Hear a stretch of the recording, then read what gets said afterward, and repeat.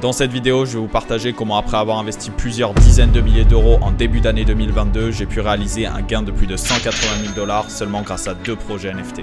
Salut à tous, bienvenue sur la chaîne NFTisseur, j'espère que tout le monde va bien et aujourd'hui on se retrouve pour une toute nouvelle vidéo dans laquelle je vais vous faire part, comme vous l'aurez déjà sûrement compris, de mes 2 plus gros investissements à ce jour qui m'ont permis de passer au niveau supérieur et surtout de multiplier mon capital de plusieurs milliers d'euros. Ceux qui me connaissent doivent déjà le savoir, mais je voulais justement vous en parler un petit peu plus en détail en vous expliquant les choix de mes investissements, combien ça m'a rapporté et un petit peu quelle est ma vision d'ici les prochains mois et les prochaines années. Avant de commencer, je t'invite à mettre un énorme like, t'abonner à la chaîne si c'est pas encore fait et surtout le plus important, d'activer la cloche de notification pour ne manquer aucune de mes prochaines vidéos. Je tiens à dire aussi que je ne suis pas conseiller financier et c'est pourquoi je t'invite à faire tes propres recherches et à prendre tes propres décisions. Alors tout a commencé en fin d'année 2021 où je commençais un petit peu pas mal à m'intéresser aux projets ayant un statut beaucoup plus important sur le marché, donc des projets qui ont déjà fait leurs preuves, autrement dit les blue chips. Je vous dis ça car avant ça, j'étais vraiment pas dans l'optique d'aller investir gros sur des projets, mais plus de me diriger vers des flips rapides et faciles entre guillemets, ou alors simplement de me contenter de mint les projets qui m'intéressaient le plus, mais vous allez voir justement que tout ça, ça a très vite changé. Du coup, de jour en jour, je regardais un petit peu quels étaient les projets les plus susceptibles de bien performer sur le long terme, sauf qu'à ce moment-là, il y en avait vraiment très peu, mis à part Bored Ape ou encore CryptoPunk, mais à cette époque-là, vraiment c'était déjà beaucoup trop élevé pour moi, du moins ça rentrait pas dans mon capital. J'essayais donc plus ou moins à ce moment-là de trouver quelle pouvait être la prochaine pépite qui allait justement s'installer à côté de ces projets-là et obtenir justement le même statut de blue chip entre guillemets. Et je suis donc rapidement tombé sur RTFact, dont j'ai directement accroché sur l'univers quand je l'ai découvert. Faut savoir qu'à ce moment-là, le mint n'avait pas encore eu lieu, mais ça m'a pas empêché du coup de voir le potentiel. Je me suis donc empressé, pour ceux qui se rappellent les plus anciens, à vous le présenter sur la chaîne YouTube à l'époque. Au final, le projet sort, comme prévu, il explose. Malheureusement, voilà, j'avais pas investi. Vous allez me dire pourquoi. Tout simplement parce qu'il y a 10 mois de ça, mettre 3 Ethereum dans un mint, fallait vraiment oser, et surtout quand tu savais pas trop là où ça allait te mener. Et quelques semaines après le mint, justement, il y a une chose qui vient confirmer mon choix, c'est bien sûr le rachat de Nike. Et c'est à ce moment-là que j'étais persuadé que le projet allait connaître une dimension juste exceptionnelle et que peu importe comment, il m'en fallait un. Du coup, on passe maintenant en 2022, plus exactement deuxième semaine de janvier si je me trompe pas. Et c'est à ce moment-là justement que je décide de passer à l'action en achetant mon tout premier clone qui ressemble à ça. Et je l'ai donc acheté pour 7,5 Ethereum. En début d'année, ça faisait exactement 24 000 $, je me rappelle. Et pour vous dire un petit peu ma vision sur cet investissement-là, c'était clairement de hold sur le long terme. Car déjà, dans un premier temps, c'était mon premier gros invest. En plus de ça, j'étais en totale confiance et je le suis toujours sur RTFact, son écosystème, la team, etc. Et surtout, le plus important, parce que je le kiffais vraiment bien. Du coup, les semaines passent et vraiment l'avantage avec ce genre de projet, c'est que quand ils font airdrop, ça passe pas inaperçu. Car entre temps, vous doutez bien que RTFact a pu tout simplement se créer une crédibilité de fou grâce au rachat de Nike, etc.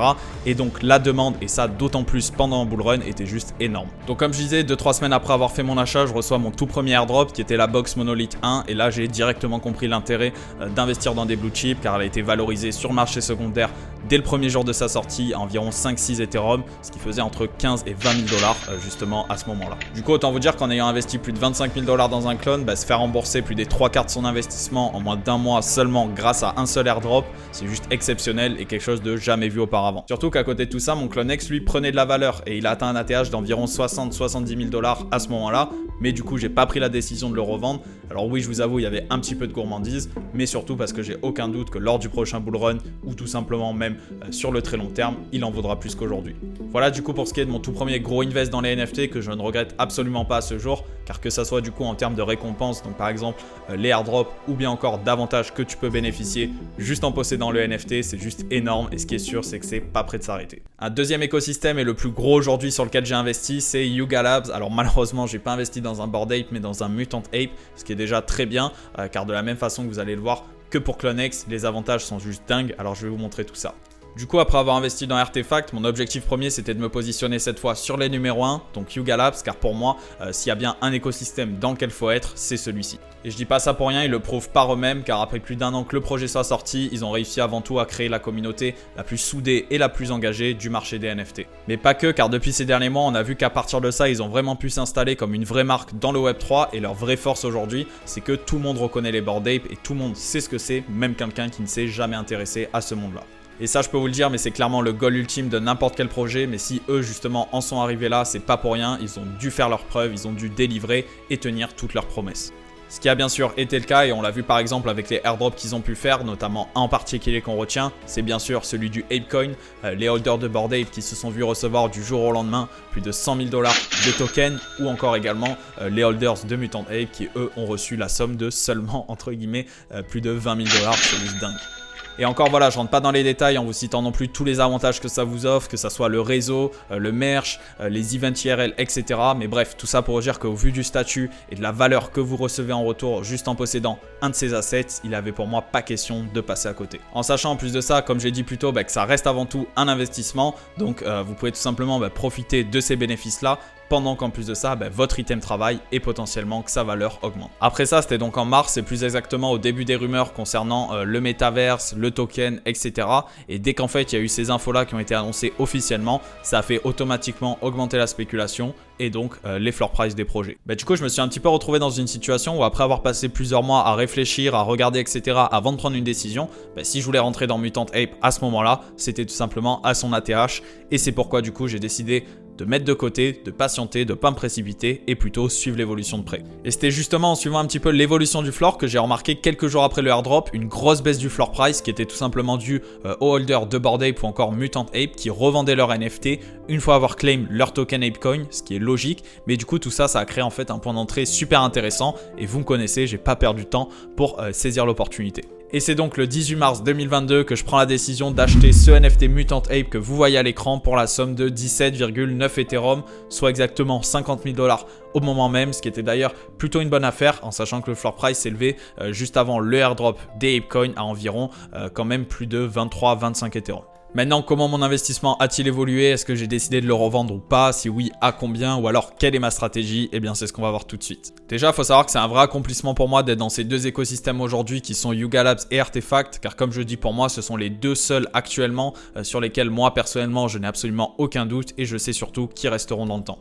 Du coup voilà, en termes d'investissement long terme, je pense que je pouvais clairement pas rêver mieux et c'est pourquoi du coup j'ai décidé d'opter pour cette stratégie-là, tout en suivant bien évidemment le cours de chaque collection de très près, mais vraiment pas en tout cas dans l'intention de revendre, malgré le fait que vous allez voir, on parlait quand même en très grosse somme. Après ça, les semaines passent et c'est courant du mois d'avril où la hype sur le metaverse Otherside commence vraiment à être présente et surtout qu'on apprend que chaque holder de Bored Ape ou bien de Mutant Ape recevra un land metaverse gratuitement.